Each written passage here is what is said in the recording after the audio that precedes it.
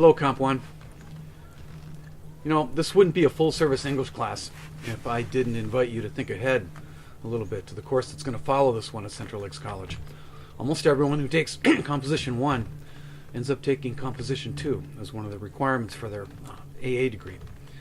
Now, I can't entirely prepare you for Composition 2, but if I talk a little bit and sort of map it out for you, it's going to have a kind of a familiar feel to it.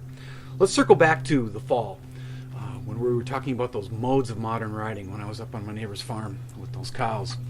You'll remember that they are 4 in number, right? We sometimes write self-expressively. We sometimes try to make arguments in the mode of persuasion. We write expositionally, or we deal with writing that seeks to inform or explain. And in our probably most challenging moments, we might aspire to produce literature. The bulk of this Comp 1, at least my Comp 1 that I'm going to offer you across this semester, I've invited you to write self-expressively, right? Think back to that little exercise where I said, hey, design 3 questions of your own making and then provide your own answers. You know, that provided some of the best reading I've had as your teacher this year and as your reader. But that was self-expressive writing. That was you writing about you, what was inside you. In the mode of inform and explain, it's a little bit different. You're really writing about you, of course, but also your relationship with things that are sort of not you, that are outside that circle of your consciousness.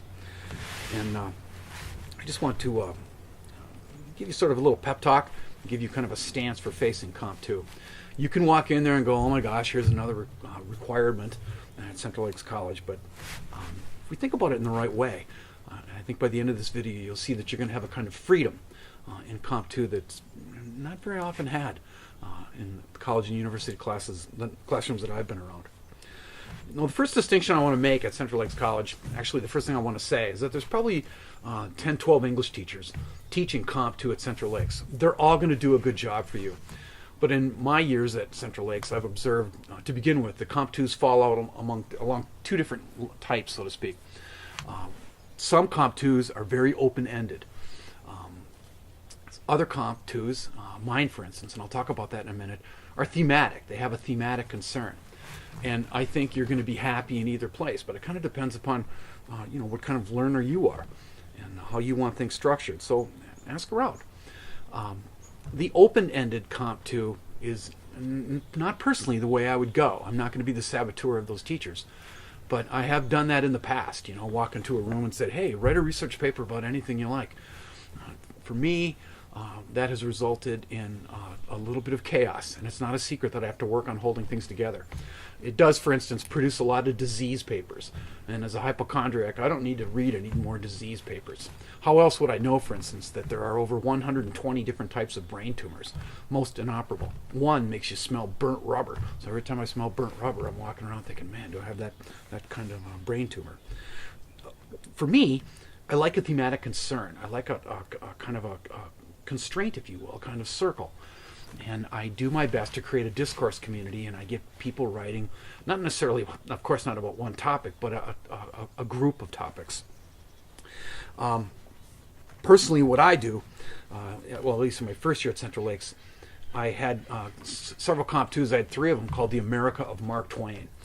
And I said, okay, we're going to read literature, philosophy, some history from this era, from Twain's lifetime. And I said, you're going to have to write a paper that occurs topic-wise more or less within Mark Twain's lifespan. Maybe he came with Halley's Comet, and that same comet many years later came and took him away. That ain't coincidence. It got to be, at least that first year that I did it, a little bit heavy on slavery papers on the Civil War. So I changed things a little bit. In the last couple years that I've taught Comp 2, I've taught a thematic composition 2 called America Between the Wars, 1919 to 1939. And I've done more or less the same thing and tried to make it a little more contemporary at the same time. I've said to my students, let's inhabit this space of time and let's learn what we can about the Roaring Twenties and the Depression era, the 30s.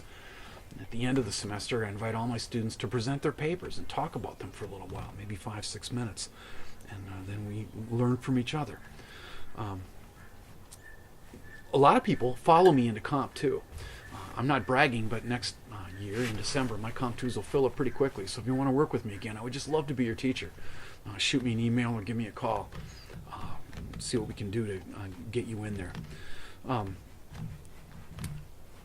In my Comp 2s, I really am relying on some training that I received a few miles away down here in Stearns County at the College of St. Benedict, and I kind of bring that training up north to the college that I've just come to love, Central Lakes. People that take my Comp 2s are invited principally to do three things. I want all of my students to be able to write from sources. The second thing I want them to do is to be able to build an argument based on those sources. And the third thing I want them to do is to negotiate and compass out, if not put in collision, different points of view on that topic. If you're not doing those three things, you're just writing a report, right? And how many of those did you write when you were a kid? You would go and you would just read about a topic, and then you'd just sort of, trump the facts back up onto paper. That kind of writing doesn't do anyone good. It won't do you any good, and it won't do your future teachers of Comp 2 any good. So look around, try to figure out what kind of Comp 2 you might be happy in, and again, I'd be very happy to work with you again. Now, at the end of this semester, we're going to go through some rhetorical calisthenics, so to speak, and try to get a little bit prepared for the idea of writing about sources. But we'll start with writing about one or two at a time. I'm also going to lead you in the next video, sort of the sequel to this one, to where we really do research at this point in the 21st century. We tend to rely on databases, and CLC has got some pretty good ones. In the next video, I'm going to give you a step-by-step process for getting into a database called the Academic Search Premier. You can get an awful lot of gear in that database. In the old days, we had to go to the library and use the periodical guide to literature and all that kind of arcane stuff. But here in the 21st century, we have available at our fingertips millions of full-text documents.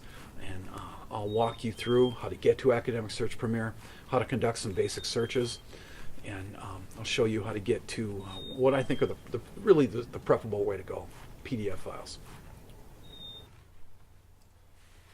In the final minutes of this particular video, strangely, I'd like to do two things at the same time. I'd like to give you a little bit of a pep talk about Comp 2, loan you an idea that you may not have yet. I'd also like to try to communicate to you something kind of ominous about learning and about knowledge. Too much of my head probably is structured by literature. I've been in literature now for 26 years, and I know this is a composition class, but got a little bit of a warning for you. I'll get that across to you in a minute. Here's where Comp 2 is different, I think, than a lot of courses that we take in college. You know how it goes, right? You go into a college or university class, there's an authority in there, and there's textbooks and there's a PowerPoint going on, and basically what happens is the teacher communicates things to you, but you don't really have a lot of choice over the discourse that's going on in the room. Maybe it's a textbook kind of class. I'm not putting that down. You go chapter by chapter by chapter, you do the questions, you do the assignments, but in some senses, it's kind of inflicted on you, sprinkled on you, so to speak. I think Comp 2 is a very different class, or at least in my way of thinking of it, it has the potential to be a different class. In Comp 2, you have an opportunity to decide what you know, what you learn. You may write a larger research paper in there. You may write a series of smaller research papers that are expositional in nature. But you're going to have an awful lot of control over what you know and what you learn. If you decide, for instance, that you want to write a paper, as I have coming my way next week, on the 1919 Chicago Black Sox style, that's great. But you're the one that made that decision. The instructor at CLC is probably not going to offer you that topic. You're going to choose it. And in the choosing of it, you decide how you want to structure your consciousness. This is where I think I get a little bit nervous about learning and about knowledge. And I'm thinking of all of you who are going to be taking 4-year degrees, hopefully, possibly, in a university or a transfer school in Minskew or wherever you go. Bemidji, St. Cloud State, UND, a lot of my students go up there, out to Morris. When you go out and take that degree, you're making some very specific decisions about what you know, what you learn, and how you structure your consciousness. Literature offers some pretty scary examples about people who have done just that. People who want to know something, and in the learning of it, in the acquisition of the knowledge, they're done harm. Let's think about Adam and Eve for a split second, right? It's a crazy story. A snake crawls through this paradise and tells this beautiful woman, you should eat from that tree. If you do, you'll have the knowledge of a god. And Eve does it. She gives her husband the same apple. He's dumb as a post. He eats it too. And they don't exactly hit the jackpot. They just find out that they're naked, that they're human, so to speak. These kinds of stories occur all across literature where people learn something. And instead of getting what they think they're getting, they get instead an evil treasure.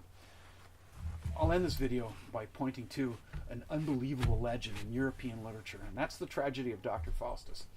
This occurs across many languages and many cultures, but I'm thinking principally of the German version and the English version. The German version is written by a man of genius named Goethe. The inferior version, as far as I'm concerned, is written by the Englishman Christopher Marlowe, a rival of Shakespeare. In both versions, there's a doctor, right? He's really smart. He's in his study, and he's completely exhausted by learning, by his books. He's tired of physics. He's tired of math, tired of chemistry, tired of literature, even tired of theology. In both versions, a demon appears in the study and says, hey, let's make a deal. You sell your soul to me, and I'll give you X number of years to learn and know whatever it is you want. But you're going to have to sign this contract in blood for your soul. Well, it goes badly in one version, goes better in another. In the English version, Christopher Marlowe's Faustus, Dr. Faustus, he wants knowledge of magic, right? So he can play tricks on people. It's a serious mess as far as tragic plays go. The German version I admire far more, and in it I see wonderful qualities. That Faust, he wants knowledge of medicine. He wants to be a great doctor. There's also the heart of a woman and her affections in the bargain. Both plays end with the most unbelievable scene in literature. The Faustuses, so to speak, are kneeling before a clock, and they want out of the bargain, right? It's 1 minute to midnight.